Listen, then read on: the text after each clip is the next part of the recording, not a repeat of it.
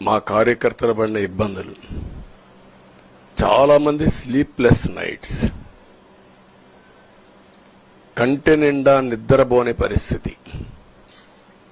అక్కడి నుంచి నేను చూస్తే చాలా కడాన మనిషిని హింస పెడుతూ, నువ్వు ప్రాణంతో బతకాలంటే జై జగన్ అనమంటే జై తెలుగుదేశం, జై చంద్రబాబుని ప్రాణాలు వదిలిన సందర్భం చంద్రయ్య.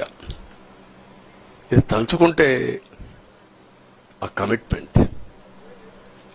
కమిట్మెంటే, ఆ త్యాగాల ఫలితమే ఈరోజు ప్రజాస్వామ్యాన్ని కాపాడుకోగలిగాం.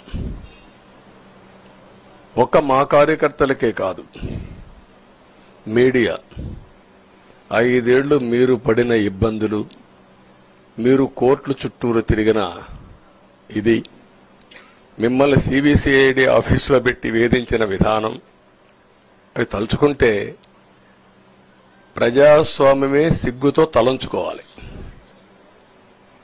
అలాంటి సంఘటనలు జరిగాయి. మేనేజ్మెంట్ని ఒకరినని కాదు, ఎవరినైనా పట్టుకురావచ్చు, ఏదైనా చేయొచ్చు అనే ధీమా వచ్చేసి ఇష్టానుసారంగా ప్రవర్తించే పరిస్థితికి వచ్చారు. అదే సమయంలో ప్రజల మీద, మా పార్టీ మీద సరే, ఈవెన్ జనసేన పవన్ కళ్యాణ్, ఆయనకు కూడా స్వేచ్ఛ లేదు. ఎక్కడైనా సరే విశాఖపట్నానికి వెళితే ఉన్న పళంగా విశాఖపట్నం నుంచి వెకేట్ చేయాలని తిరిగి, అంటే నగర బహిష్కరణ, ఒక నాయకుడిని నగర బహిష్కరణ చేస్తే కారణం చెప్పకుండా ఇంకా వేరే వాళ్ళ కథ ఏముంటుందో మనం ఆలోచించుకోవాల్సిన అవసరం ఉంది. కేసులు పెడితే ఎందుకు పెట్టావు కేసు అని అడిగితే దానికి సమాధానం చెప్పకుండా ముందు నిన్ను అరెస్ట్ చేస్తున్నాం, తర్వాత కేసు డీటెయిల్స్ ఇస్తా ఉంటారు. ఇలాంటి చాలా జరిగాయి.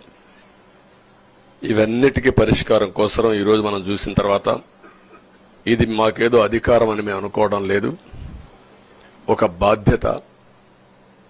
మేము పాలకులమే కాదు సేవకులం అని చెప్పి నినాదానికి శ్రీకారం చుట్టారు. ఇవన్నీ గుర్తుపెట్టుకొని